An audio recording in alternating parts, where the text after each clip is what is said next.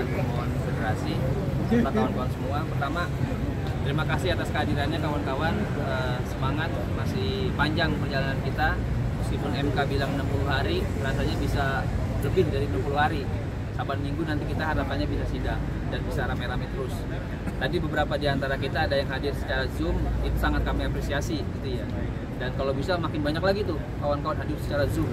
Karena memang kita dibatasi cuma 10 orang yang hadir, baik kuasa ataupun pemberi kuasa.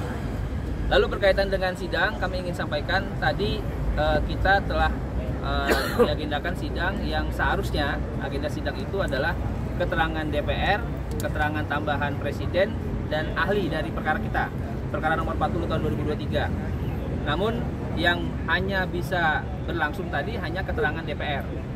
Presiden rasanya nggak ada nambah keterangan. Gitu. Lalu ahli dari kita itu nggak dikasih kesempatan sama MK. Kenapa nggak dikasih? Karena menurut aturan MK, berkas-berkas persyaratan ahli, diantaranya ya, ada CV, ada KTP, ada surat tugas dari instansi, ada keterangan ahli itu harus diberikan 2 hari sebelum persidangan. Kami pun tahu itu 2 hari sebelum persidangan, cuman karena ada keterbatasan waktu, salah satunya ada surat tugas dari instansi beliau baru bisa diberikan kemarin, hari Rabu, itu suratnya baru keluar 11 Juli, maka kami baru kirimkan itu 11 Juli bersamaan. Sehingga pada akhirnya kami anggap seharusnya bisa ada ahli hari ini dan tidak ada pemberitahuan oleh panitia, nggak boleh ada ahli gitu ya. Namun dalam persidangan ternyata MK bilang karena tidak sesuai prosedur berarti nggak bisa dijadikan ahli. Namun demikian alhamdulillah ketika kita tidak diberi mengajukan ahli hari ini, MK masih bisa memberikan kesempatan untuk sidang berikutnya. Nah sidang berikutnya itu 2 minggu dari sekarang, tapi hari Rabu tanggal 26 Juli 26 Juli hari Rabu, jam 11 juga ya? Jam 11 juga di sini gitu ya. Agendanya itu khusus agenda perkara kita tuh. Perkara 40 doang agendanya, nggak ada keterangan DPR lagi, kalaupun ada keterangan tambahan mungkin ya. Keterangan Presiden harusnya udah nggak ada, tinggal kita. Kita diberikan jatah 2 ahli sama 2 saksi. Nah, 2 ahli dan 2 saksi ini yang akan kita coba maksimalkan agar persidangan berikutnya tanggal 26 Juli kita bisa membuktikan bahwasanya ada pelanggaran konstitusi DPR dan Presiden dalam membentuk Undang-Undang 2023 itu melanggar konstitusi. Itu proses persidangannya. Dan mohon nanti kiranya kawan-kawan yang sebagian besar mungkin ada dari pengurus PD, PC, atau PUK yang nantinya kita minta bantuan untuk menjadi saksi atau ahli bisa sama-sama mencari. Khususnya saksi ya, gitu ya.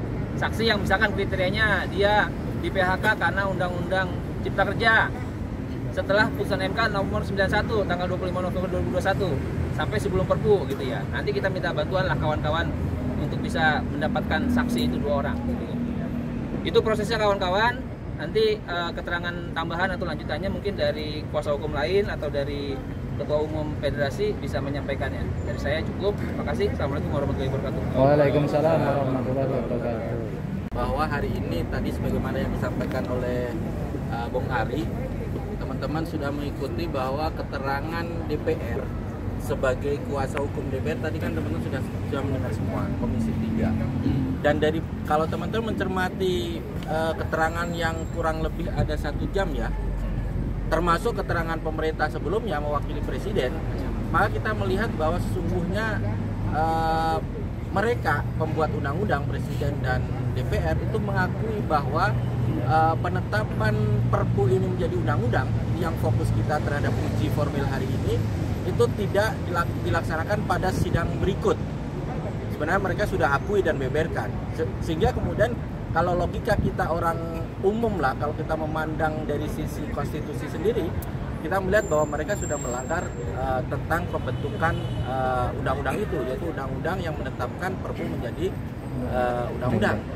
Karena kalau yang kenapa makna kegentingan memaksa itu kemudian harus pada sidang berikutnya harus sudah diputuskan, karena memang genting kalau kemudian dibahas dengan alibi tadi yang dijelaskan itu berpanjang-panjang RDPU dan itu juga saya nggak yakin itu ada yang memaksa. Nah oleh karenanya sebenarnya terkait dengan tidak diizinkannya ahli kita yang sudah hadir hari ini di MK, memang ada sisi positif yang kita dapatkan. Akhirnya ahli kita insya Allah akan memberikan keterangan sekaligus menanggapi keterangan DPR.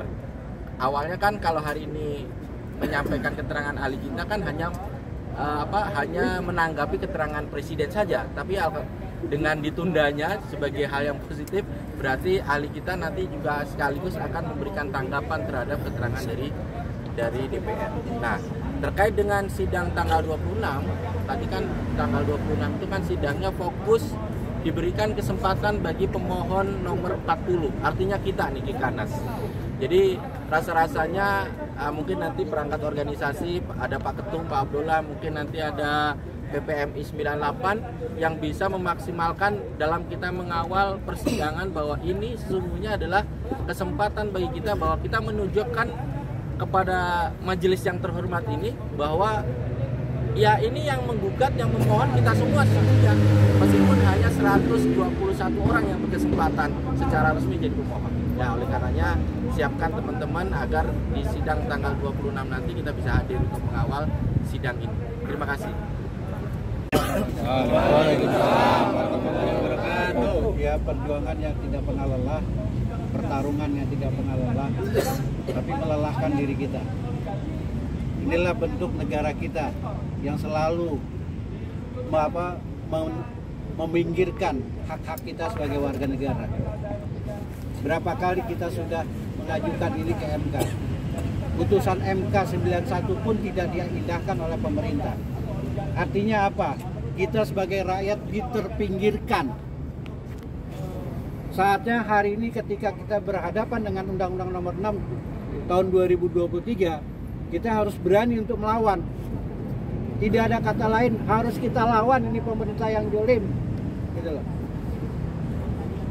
Makanya mungkin nanti kita akan rapat di presidium untuk bisa mengerahkan semua pemohon untuk hadir semua federasi yang ada di dalam sidang MK ini. Memang untuk sementara yang hari ini adalah pemohon dari KEP sekitar 100-an orang. Tapi kita sebagai pendamping di federasi, kita juga akan coba mengerahkan anggota kita di dalam mengawal sidang Mahkamah Konstitusi ini. Tapi dengan syarat kita tidak aksi. Kita tidak ingin aksi, kita pengen hadir dalam persidangan. Aksi nggak bisa sampai sini. Kalau aksi kita nggak mungkin sampai di sini. Jadi tolong kita sama-sama beritahukan kepada seluruh PUK kita untuk hadir mengawal sidang di Mahkamah Konstitusi, bukan aksi. Ya, mungkin itu aja tambahan dari saya. Ya, sekali lagi kita selalu dipinggirkan, selalu dikalahkan, digargi atau apapun, tapi saatnya kita harus melawan. Demikian, terima kasih. Assalamualaikum warahmatullahi wabarakatuh. Selamat siang, salam sejahtera, salam berkah, salam sehat, dan salam solidaritas untuk kita semua.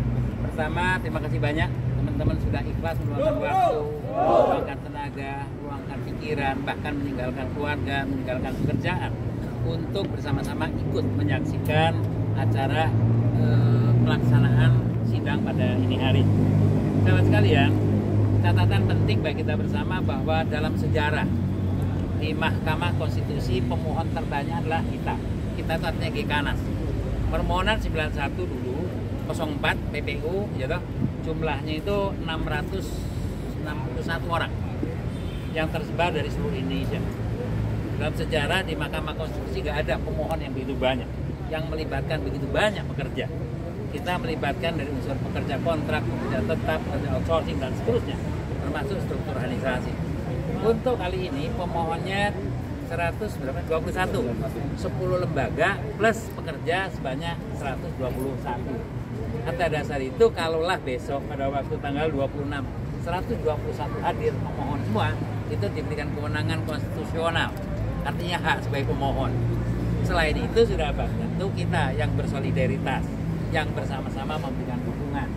Atas dasar itu yang normatifnya 121 itu ditambah lagi anggota-anggota yang lain. Atas dasar itu harapannya semakin banyak pada tanggal 26 yang akan datang. Selamat buat teman-teman, kita nggak boleh lelah, kita tetap berjuang.